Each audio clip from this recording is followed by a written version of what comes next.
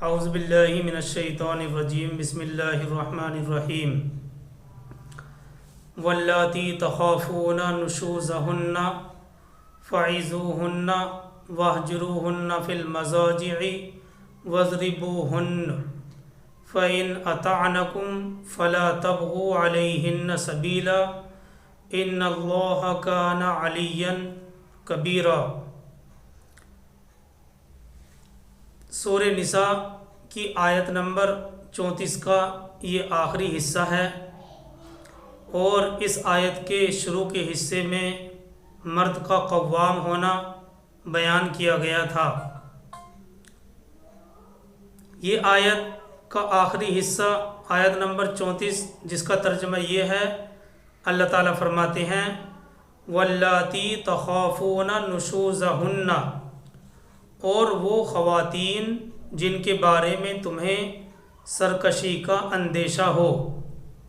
واللاتی تخافون نشوزہن، اور وہ خواتین جن کے بارے میں تمہیں سرکشی کا اندیشہ ہو۔ فعظوہن، پس تم ان کو نصیحت کرو۔ واہجروہن فی المضاجع، اور ان کو ان کے بستروں میں تنہا چھوڑ دو۔ واضربوہن، اور ان کو ضرب تعدیبی کرو۔ فإن أطعنکم فلا تبغوا علیہن سبیلا، پھر اگر وہ تمہاری اطاعت کر لیں تو ان کے خلاف خواہ مخواہ زیادتی کی راہ تلاش مت کرو۔ ان اللہ کان علیا کبیرا، اللہ تعالیٰ بہت بلند ہے، بہت بڑا ہے۔ یہ مطلب خیز ترجمہ ہے آیت نمبر 34 کے آخری حصے کا۔ اور وہ خواتین جن کے بارے میں تمہیں سرکشی کا اندیشہ ہو، پس ان کو نصیحت کرو۔ واہجروہن فی المضاجع، اور ان کو ان کے بستروں میں تنہا چھوڑ دو، اور ان کو ضرب تعدیبی کرو۔ فإن أطعنکم فلا تبغوا علیہن سبیلا، پھر اگر وہ تمہاری اطاعت کر لیں تو ان کے خلاف خواہ مخواہ زیادتی کی راہ تلاش مت کرو۔ ان اللہ کان علیا کبیرا، اللہ تعالیٰ بہت بلند، بہت بڑا ہے۔ اس آیت کریمہ کے اندر لفظ استعمال کیا گیا ہے نشوزہن، یعنی وہ خواتین جن کے بارے میں تمہیں نشوز کا اندیشہ ہو۔ اگر کسی عورت کے بارے میں یہ ظاہر ہو رہا ہے کہ یہ سرکشی اور ہٹ دھرمی کی روش پر چل پڑی ہے، شوہر کی بات نہیں مان رہی ہے، بلکہ ہر صورت میں اپنی بات منوانے پر مصر ہے، اور اس نے اس طرح گھر کی فضا خراب کی ہوئی ہے، تو یہ نشوز ہے۔ یعنی قرآن کریم اس کو نشوز سے تعبیر کرتا ہے۔ کسی عورت کے بارے میں یہ ظاہر ہو رہا ہے کہ سرکشی، ضد اور ہٹ دھرمی کی روش پر چل پڑی ہے، شوہر کی بات نہیں مان رہی، بلکہ ہر صورت میں اپنی بات منوانے پر مصر ہے، اور اس طرح اس نے گھر کی فضا کو خراب کیا ہوا ہے، یہ نشوز ہے۔ یعنی قرآن کریم اس کو نشوز سے تعبیر کرتا ہے۔ دیکھیے، اگر ذہنی اعتبار سے عورت اپنے مقام کو نہ پہچانے اور وہ یہ تسلیم کرنے پر راضی نہیں کہ میں شوہر کے تابع ہوں، تو ظاہر سی بات ہے کہ مزاحمت ہوگی، اور اس کے نتیجے میں گھر کی فضا خراب ہوگی، اور گھر کے اندر ایک فساد برپا ہو جائے گا۔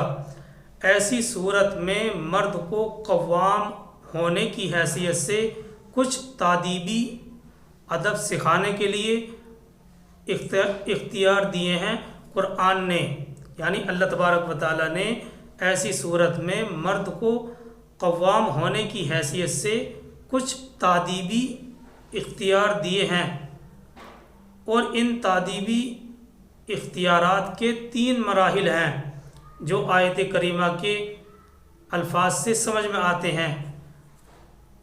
تعدیبی اختیارات کے 3 مراحل ہیں۔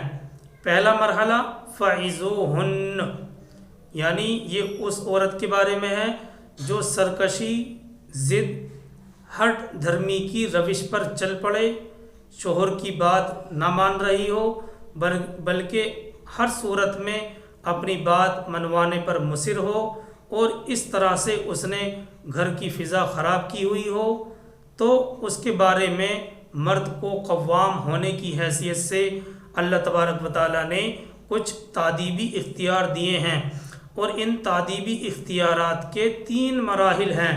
پہلا مرحلہ فعظوہن، پس ان کو نصیحت کرو، یعنی پہلا مرحلہ سمجھانے بجھانے کا ہے جس میں ڈانٹ ڈپٹ بھی شامل ہے۔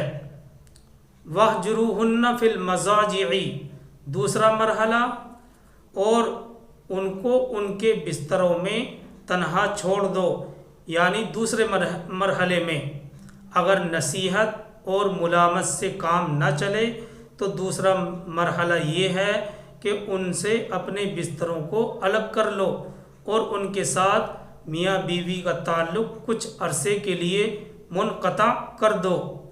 وَاضْرِبُوهُنَّ، یہ تیسرا مرحلہ ہے، یعنی اگر اب بھی وہ اپنی روش پر نہ بدلیں تو مرد کو تھوڑی جسمانی سزا دینے کا بھی اختیار ہے۔ تو مرد کے قوام ہونے کی حیثیت سے 3 اختیارات دیے ہیں اللہ تبارک و تعالیٰ نے۔ پہلا اختیار فعظوہن، یہ پہلے مرحلے میں ہے، یعنی اس کو نصیحت کرو، پہلا مرحلہ سمجھانے بجھانے کا ہے، اور اس مرحلے میں ڈانٹ ڈپٹ بھی شامل ہے۔ وَاہْجُرُوهُنَّ فِي الْمَضَاجِعِ، دوسرا مرحلہ، اور ان کو ان کے بستروں میں تنہا چھوڑ دو۔ دوسرے مرحلے میں اگر نصیحت اور ملامت سے کام نہ چلے تو دوسرا مرحلہ یہ ہے کہ اپنے بستر الگ کر لو اور ان کے ساتھ میاں بیوی کے تعلق کچھ عرصے کے لیے منقطع کر لو۔ وَاضْرِبُوهُنَّ، یہ تیسرا مرحلہ ہے، یعنی اگر اب بھی وہ اپنی روش نہ بدلیں تو مرد کو تھوڑی جسمانی سزا دینے کا بھی اختیار ہے۔ دیکھیے اس ضمن میں سرکار دو عالم صلی اللہ علیہ وسلم کا ارشاد ہے، اور مرد کے لیے یہ ہدایت کی گئی ہے کہ چہرے پر ضرب نہ کی جائے، چہرے پر نہ مارا جائے، اور کوئی ایسی مار نہ ماری جائے جس کا مستقل طور پر جسم پر کوئی نشان پڑ جائے، مستقل طور پر جسم پر کوئی نشان پڑ جائے، ایسی مار نہ ماری جائے۔ یہ ذکر کیوں ہوئی ضرب تعدیبی خود اللہ کے کلام میں بیان کی گئی ہے، اس لیے اس کو بیان کرنے میں ہمیں کوئی جھجک محسوس نہیں ہونی چاہیے۔ دیکھیے گھر کی زندگی کو درست رکھنے کے لیے اگر ان کی ضرورت پیش آئے تو انہیں ان 3 مرحلوں کو اختیار کرنے میں کوئی حرج نہیں ہے، لیکن مرد کو چاہیے کہ وہ خود بھی شریعت کا پابند رہے۔ 3 اختیار تو دیے ہیں، لیکن ساتھ میں یہ شرط بھی ہے کہ مرد کو چاہیے کہ وہ خود بھی شریعت کا پابند رہے اور ذرا سی باتوں میں اپنے قوام ہونے کا ناجائز فائدہ نہ اٹھائے۔ قرآن کی نظر میں گھریلو تعلقات کی بہت اہمیت ہے، ذرا سی باتوں میں آ کر تعلقات خراب نہ کرنے چاہیے، اور اس وقت تو بہت ہی احتیاط سے کام لینا چاہیے جبکہ اولاد بڑی ہو رہی ہو۔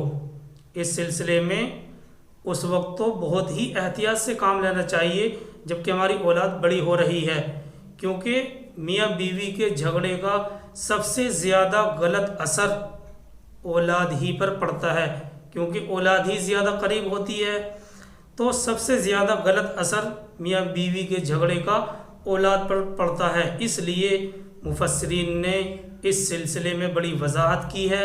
ہم وضاحت میں نہ جاتے ہوئے یہی کہیں گے کہ ہم سمجھداری سے جہاں اور جگہ سمجھداری سے کام لیتے ہیں، اس صورت میں بھی ہمیں احتیاط سے کام لینا چاہیے۔